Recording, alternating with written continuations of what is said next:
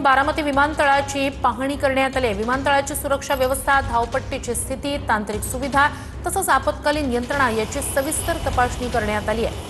विमानतळ सुरक्षित आहे का याबाबतचा अंतिम निर्णय पाहणीनंतर तयार होणाऱ्या अहवालावर अवलंबून असणार आहे।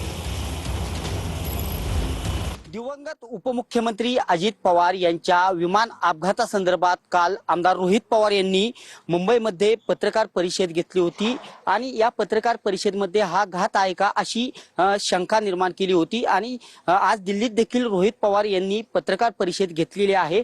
बारामती विमानतळाची नागरी उड्डाण महासंचालनालय DGCA च्या अधिकाऱ्यांनी पाहणी केल्याची माहिती देखील समोर येत आहे। विमानतळाची सुरक्षा व्यवस्था, धावपट्टीची स्थिती, तांत्रिक सुविधा तसेच आपत्कालीन यंत्रणा यांची देखील सविस्तर तपासणी करण्यात आल्याची माहिती देखील समोर येत आहे। या पाहणीमुळे विमानतळाच्या सुरक्षा मानकांबाबत स्पष्टता येण्याची अपेक्षा देखील व्यक्त करण्यात येत आहे। कॅमेरा पर्सन कृष्णासह मी दीपक कापरे, TV9 मराठी।